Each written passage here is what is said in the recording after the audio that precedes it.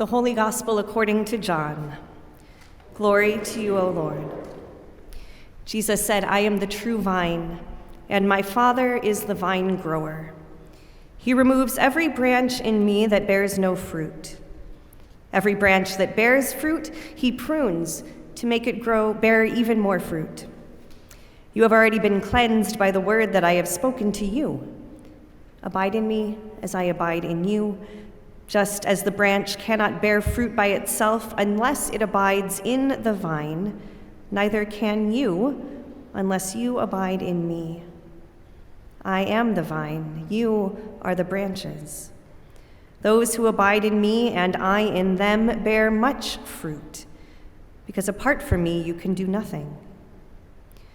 Whoever does not abide in me is thrown away like a branch and withers. Such branches are gathered, thrown into the fire, and burned. If you abide in me, and my words abide in you, ask for whatever you wish, and it will be done for you.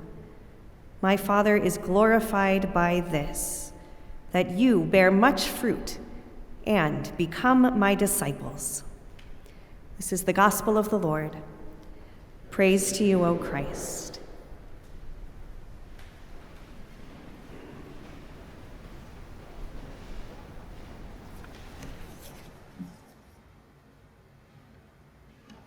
Good morning. I'm Lily McGohan. My family and I have been a part of this congregation for 5 years now. I'm very excited to be with you this morning. So I have spent the past year as a first-year music education and Nordic Studies double major student at Luther College. Everything down to the bed sheets I sleep on, the types of cereal I eat in the morning has changed. Throughout this first year at Luther, I have met people of backgrounds that differ greatly from my own, and have taken classes that challenged everything I thought I knew. One class in particular, Religion 101, Introduction to Biblical Studies, has challenged my faith in ways I never imagined. Thankfully, my faith has been strengthened throughout my time here at First Lutheran. I was born and grew up in Rochester, Minnesota, attended a Lutheran school for 9 years, and went to church every Sunday. God has always been a part of my life, but only in the background. In Sunday school and school, I was asked to read the Bible and discuss it, and I did, but mostly because I was asked to, and not because I really had the desire to learn about God or because I truly believed. It wasn't until middle school when I realized how unstable my faith was. I can even picture the exact moment it happened. I was sitting in the front row of Mrs. BR's 7th grade religion class, and we were asked to write down a few sentences to ourselves about our faith, and I didn't know what to write. About a year later, I found out we were moving to Decorah. We visited First Lutheran one Sunday, and I remember I couldn't stop looking up at the paintings on the ceiling. Eventually, I met Linda Walter, who introduced me to Adrian and Jill. Jill got me set up as a Sunday school teacher for preschool, and Adrian bugged me until I went to youth group on Sunday nights and Friday morning Bible study. At the church I attended in Rochester, I rarely went to any youth activities. I found it hard to bond with other students there and tended just to stick with my family. But here, I actually enjoyed the youth activities. I made friends in the church, and I found myself spending more and more time here. So when I learned I'd be doing this today, I was a little hesitant at first because final exams are next week, but then I realized the theme was growth, and I got a bit excited because I know of how much this church has helped me grow. I have so many memories of playing games and singing songs with peers in the education wing. However, my favorite memory with these peers did not happen in this building. In 2018, I traveled down to Houston, Texas for the ELCA National Youth Gathering. I'd never really been to a youth gathering of any sort before, so I wasn't quite sure what to expect. But that week was one I really will never forget. It was packed full with service projects, music, and amazing speakers, and I even got to meet and take a picture with the 3-time New York Times bestselling author and Lutheran minister, Nadia Bolz-Weber. So we may have spent a lot of time sitting on hot concrete in the Texas summer weather, waiting in line to get on the floor for our nightly worship service. that it was well worth it when we were surrounded by students who were all gathered together for the sole purpose of praising God.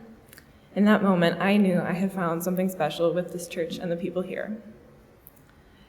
Before coming to First Lutheran, I was a shy, introverted kid who hated the idea of speaking in front of people. And while that is still mostly true, I feel safe in this space and stable in my faith. I cannot wait for my little brother, Oliver, to participate in all this church has to offer. He's already started Sunday school in the preschool room, and from what I hear, he refuses to skip a single Sunday. The education here has done so much with what we currently have, and with the new plans for the church, I am confident they'll be able to do even more.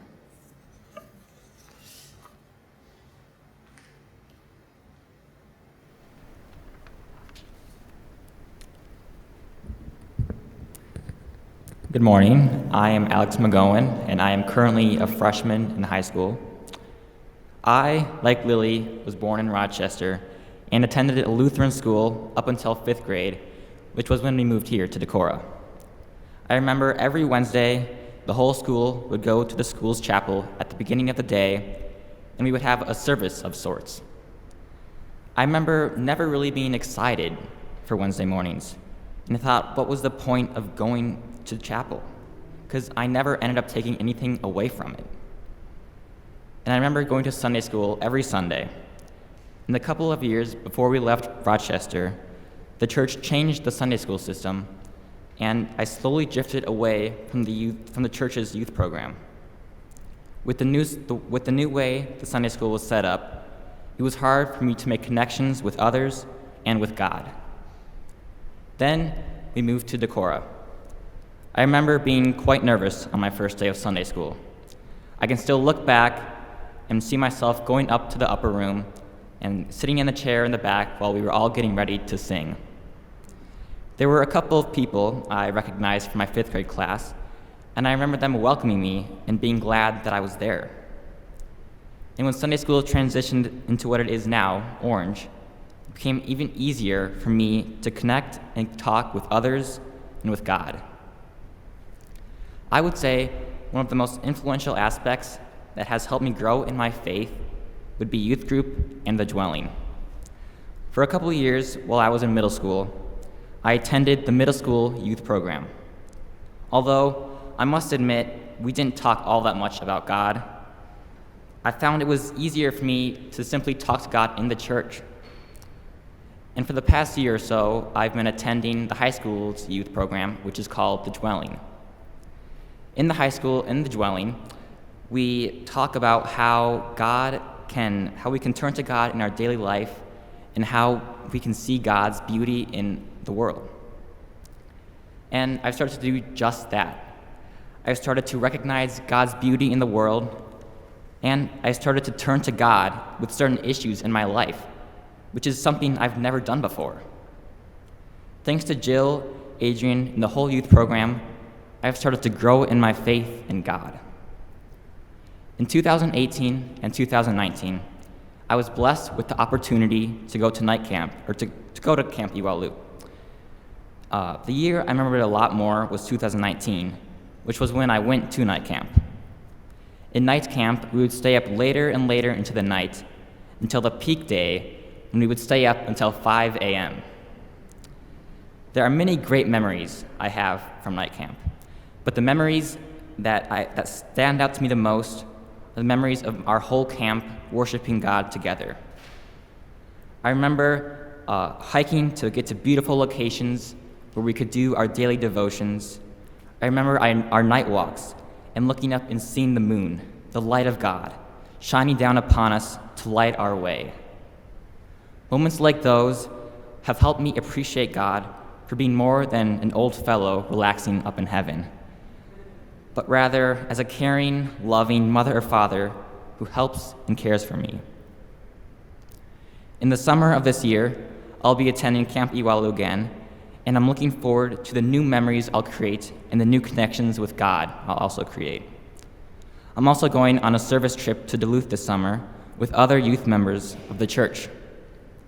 Also, in the future, I hope to go to the ELCA youth gathering in Minneapolis. I've heard from Lily and my mom that it is an incredible, life-changing experience. With the help of amazing people like Adrian, Jill, and many others who have given up their time, I and so many other youth have grown in our faith. And for generations to come, I know that First Lutheran Church will continue to provide phenomenal opportunities for its congregation and youth to continue to grow in their faith.